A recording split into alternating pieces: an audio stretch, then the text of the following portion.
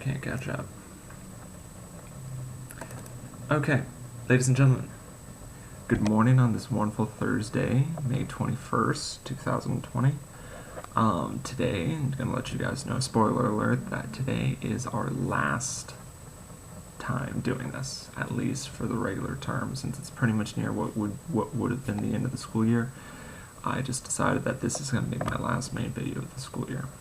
Now, during the summer, I might upload the occasional clip or the occasional thing about some educational topic in mathematics, but it's not going to be on your regular 5 days a week sort of thing.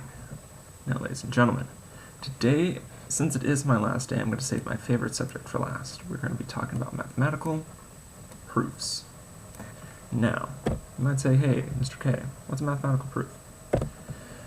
A proof is an inferential argument for a mathematical statement showing that the state assumptions logically guarantee the conclusion. Now, it's an argument. You're writing an argument, whether it's in word form or in mathematical form, that you are trying to prove some sort of statement, meaning that you take a statement where it's just assumed to be true or assumed not to be true, and you logically guarantee that the conclusion must be true. No ifs, no ands, no buts, it has to be true. Now, the state assumptions, that means I'm making assumptions that everyone agrees to be true. Like 1 plus 1 is 2. We all agree that to be true. Oh, one thing I will say, I did get this definition from Wikipedia. Now, if a teacher ever says, oh, Wikipedia, you can't use Wikipedia as a source, they're straight up lying to you. You could totally use Wikipedia as a source, as long as you make sure to cite its own sources, because that's where they get their information. It also should be said that besides being inferential, meaning I build statements as I go, I lead to a conclusion, it should also be irrefutable, which means it cannot be argued against. When you've reached the end of your proof, you say at the end a Latin phrase, if I'm getting it right, curo aristat demonstratum, which means QED, it must be proved, or it has been proved. It's basically the logical or mathematical way of saying, come on, it's proved. We're done here.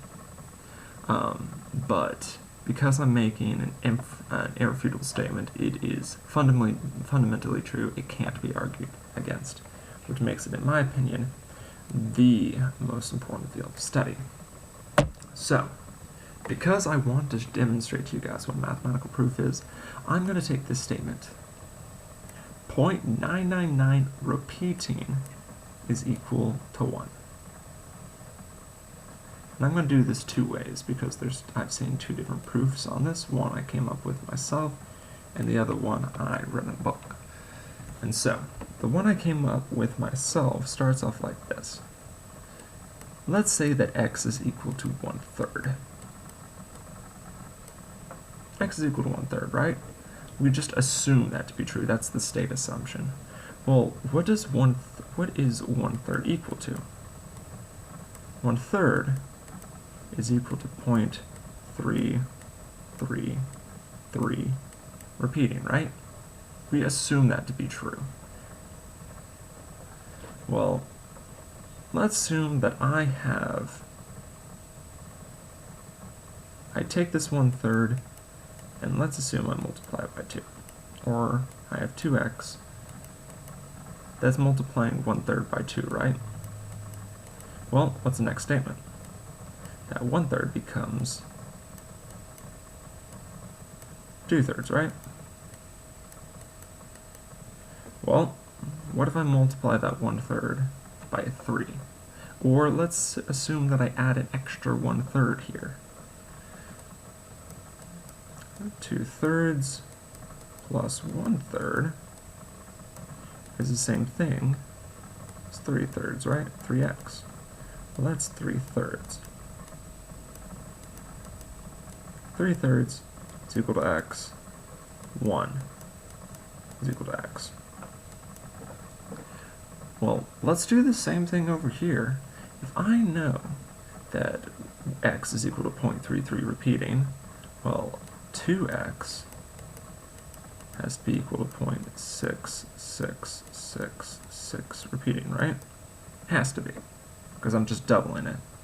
Well, then 3x has to be equal, oh, yeah, I nearly goofed up here.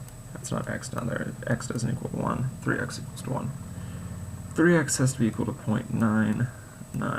That is a weird 9 repeating, right? Well, we say that 3x is equal to 1. We say that 3x is equal to 0.999 repeating. Well, if this is true,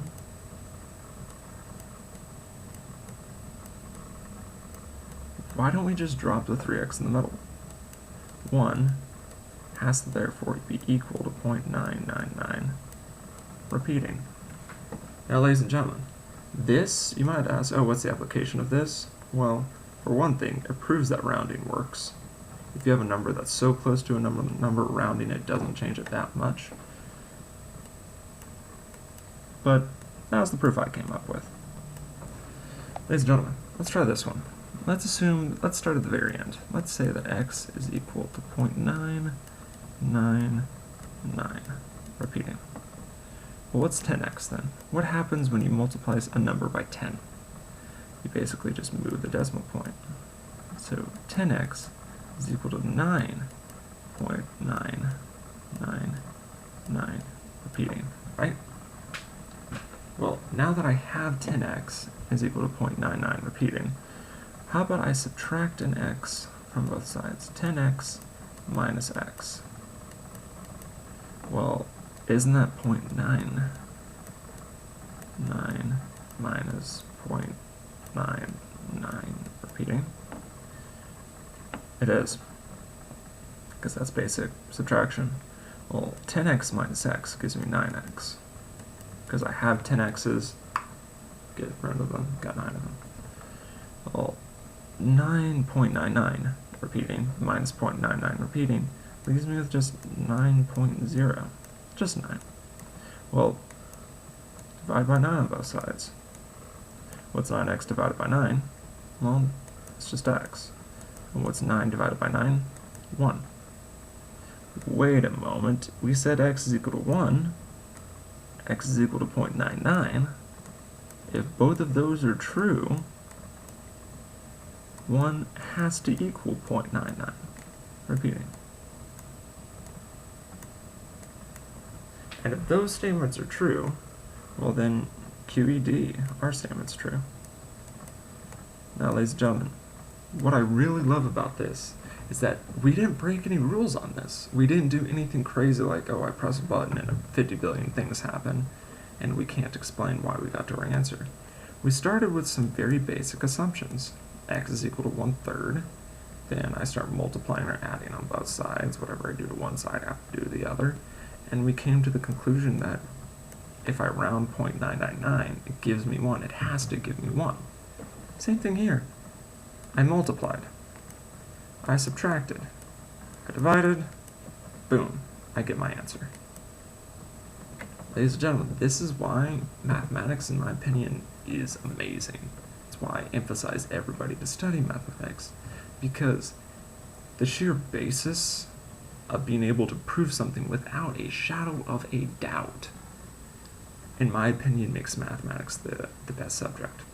In English, in history, in science, you can always argue back and forth. You can always argue back and forth on whether or not something is your opinion, or something is fact, or whether it's like it was true then, but it's not true now, or it wasn't true then, but it is true now.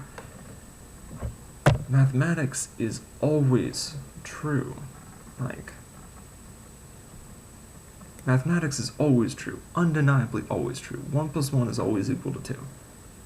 2 + 2 is always equal to 4. 1 is always equal to 0.999 repeating. It always is. While new things may be discovered, the fundamentals never change. Mathematics always is great. And because all forms of knowledge have a basis in mathematics, every science uses mathematics as its language. Therefore, we can prove science to be true. We determine history by recording things through numbers, right? Therefore, we can prove history to be true.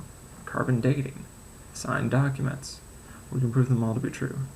Even English, don't let my wife hear this, like she's an English teacher, even English can be proven to be true because English statements can have the same form as mathematics. You can apply mathematical principles to English statements and prove them to be true. Like, this is why I get so, like, hyped up about math, and this is why I want everyone to learn math, because if you have a good understanding of mathematics, everything is available to you. You can do anything that you put your mind to it. Like, that's what I try to tell my kids, my students. Speaking of students, ladies and gentlemen, I'm not gonna lie, I miss my students. Back when we first let out, like maybe that first week I didn't miss my students, I was like, awesome, this is great. But I really do miss my students.